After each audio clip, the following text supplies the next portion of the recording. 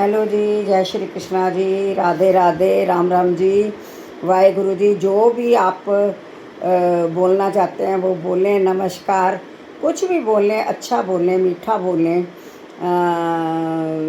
क्या कहते हैं, और आपको डेली एक मंत्र करना है। कोई भी मंत्र करो, ओम नमः शिवाय, वाहेगुरु जी, हरे राम राम राम हरे हरे, ओम नमो भगवते वासुदेवाय, जय हनुमंता, जय हनुमंता, जय श्री शनिश्चरा। जो भी आप पसंद करते हो अपनी लाइफ में, वो मंत्र आपको करना चाहिए। और आराम से बैठ के, या तो प्रभात में उठे तो मंत्र करें, या फिर एकांत जब हो, क्योंकि हमें ज़िंदगी में एकांत चाहिए। एकांत पाने के लिए मंत्र करना आवश्यक है जीवन में। और आपको मंत्र करने से बहुत लाभ मिलता है, शांति मिलती है। जो शांति इंसान ढूंढता है इधर उधर, वो शांति आपको भगवत गीता पढ़ने से मिलेगी और मंत्र करने से मिलेगी। तो डटे रहो अपने कर्तव्य पर। ये बहुत बड़ा कर्तव्य है। घर को संभालना वो कर्तव्य तो है ही है, ज़िंदगी का एक अहम हिस्सा है। लेकिन सबसे बड़ा हिस्सा ये भी है कि अपनी ज़िंदगी को हम जिएं कैसे, अन्यथा हमारी ज़िंदगी व्यर्थ चली जाएगी। फिर जन्म लेंगे, फिर जन्म लेंगे, फिर वही भुगतान। पता नहीं कीड़े बनेंगे, मकोड़े बनेंगे, सांप बनेंगे, बिच्छू बनेंगे, क्या बनेंगे ना जाने। क्योंकि कर्मों का भुगतान तो मिलना है, और कर्मों का भुगतान अवश्य मिलना है। तो इसलिए इसलिए इसलिए जो है, अच्छे से जीवन जियो, सबका भला चाहो और मंत्र करो, साधना करो। बस यही एकमात्र साधन है अच्छा जीवन जीने का। तो चलिए नया श्लोक पढ़ते हैं। मेघाशा मोघ कर्माणो मोघ ज्ञाना विचेतसे, राक्षी राक्षसीमा सुरी चे प्रकृति मोहनी श्रिता। जो लोग इस प्रकार मोहग्रस्त होते हैं, वे आसुरी तथा नास्तिक विचारों के प्रति आकृष्ट रहते हैं। इस मोहग्रस्त, देखो आ भी गया श्लोक में, जो मैंने बोला वो श्लोक में भी आ गया। इस मोहग्रस्त अवस्था में उनकी मुक्ति आशा, उनके सकाम कर्म तथा ज्ञान का अनुशीलन सभी निष्फल हो जाते हैं। ऐसे अनेक भक्त हैं जो अपने को कृष्ण भावना में तथा भक्ति में रत दिखलाते हैं, किंतु अंतःकरण से वे भगवान कृष्ण को परब्रह्म नहीं मानते। ऐसे लोगों को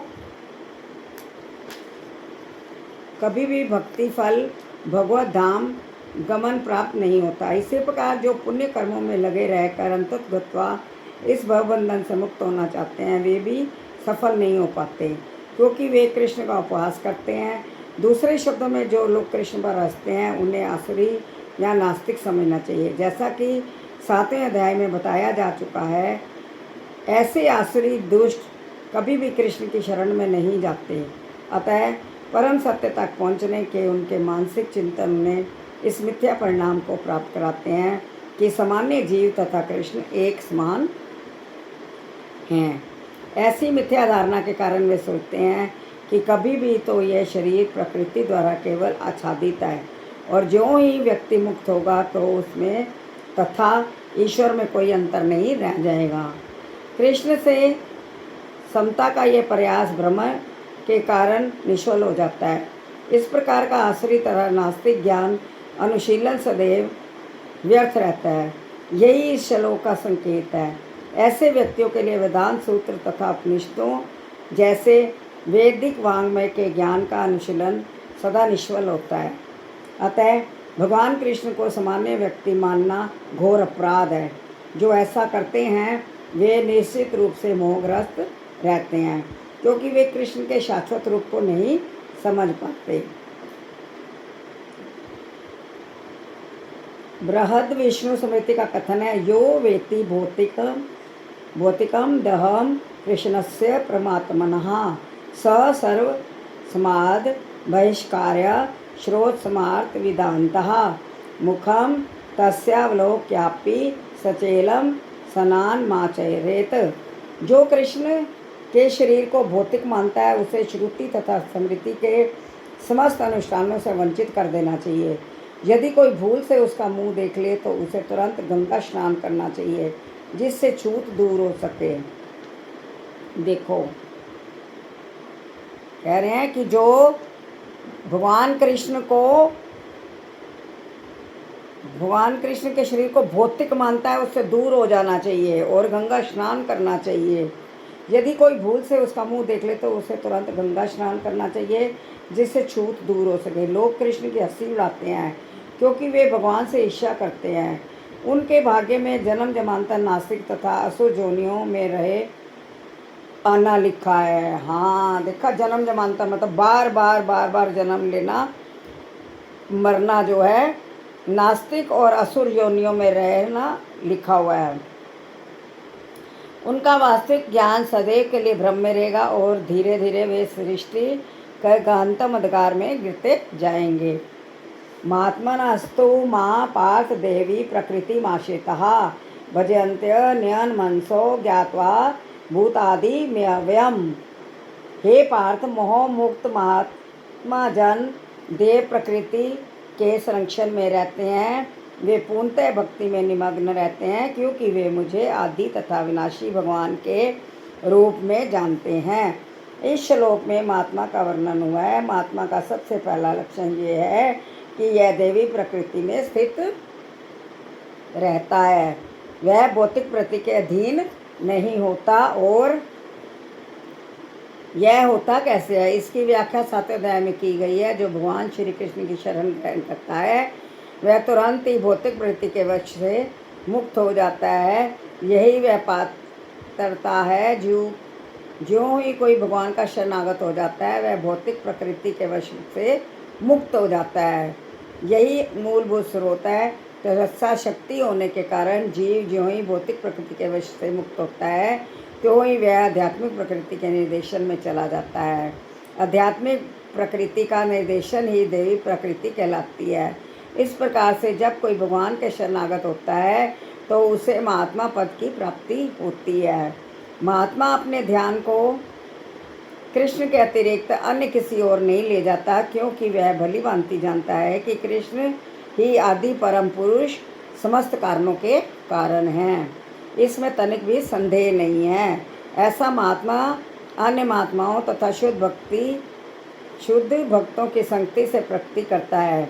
शुद्ध भक्त तो कृष्ण के अन्य स्वरूपों तथा चतुर्भुज महाविष्णु रूप से भी आकृष्ट नहीं होते। वे ना तो कृष्ण के अन्य किसी रूप से आकृष्ट होते हैं, ना ही वे देवताओं या मनुष्यों के किसी रूप की परवाह करते हैं। वे कृष्ण भावनामृत में केवल कृष्ण का ध्यान करते हैं। वे कृष्ण भावनामृत में निरंतर भगवान की अविचल सेवा में लगे रहते हैं। संतत कीर्त्यंतो माँ यतशंच दृढ़व्रतः नमस्यंत च माँ भक्त्या नित्य युक्ता उपासते। ये महात्मा मेरी महिमा का नित्य कीर्तन करते हुए दृढ़ संकल्प के साथ प्रयास करते हुए मुझे नमस्कार करते हुए भक्ति भाव से निरंतर मेरी पूजा करते हैं। तात्पर्य, सामान्य पुरुष को रबड़ की मोहर लगाकर महात्मा नहीं बनाया जाता।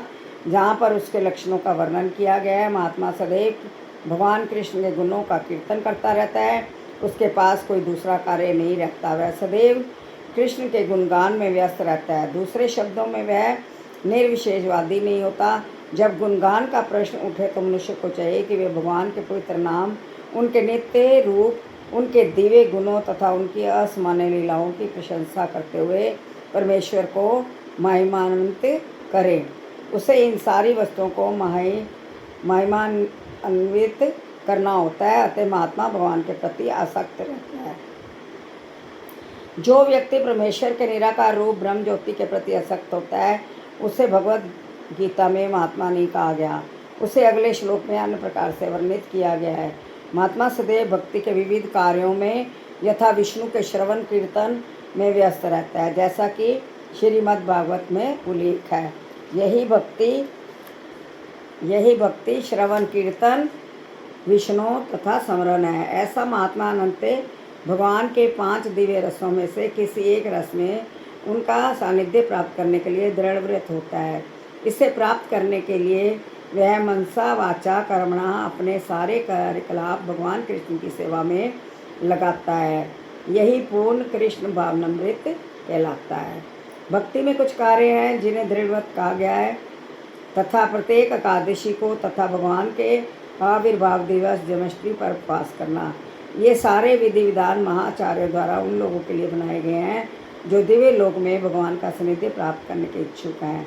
महात्मा जन इन विधि विधानों का दृढ़ता से पालन करते हैं, फलते उनके लिए वांछित फल की प्राप्ति निश्चित रहती है। एकादशी का व्रत करना बहुत जरूरी है। हर महीने में एक एकादशी आती है। जैसा कि इसी अध्याय के द्वितीय श्लोक में कहा गया है, यह भक्ति न केवल सरल है अपितु इसे सुखपूर्वक किया जा सकता है। इसके लिए कठिन तपस्या करने की आवश्यकता नहीं पड़ती। मनुष्य सक्षम गुरु के निर्देशन में इस जीवन को गृहस्थ, सन्यासी या ब्रह्मचारी रहते हुए भक्ति में बिता सकते हैं। हाँ, गुरु की आवश्यकता बहुत जरूरी है। जो वेदांती गुरु हों उनकी आवश्यकता बहुत ज़रूरी है। वह संसार में किसी भी अवस्था में कहीं भी भगवान की भक्ति करके वास्तव में महात्मा बन सकता है। तो आपको जो है नित्य प्रतिदिन भगवद गीता पढ़ना बहुत ज़रूरी है। कम से कम 4-5 श्लोक रोज़ पढ़ो और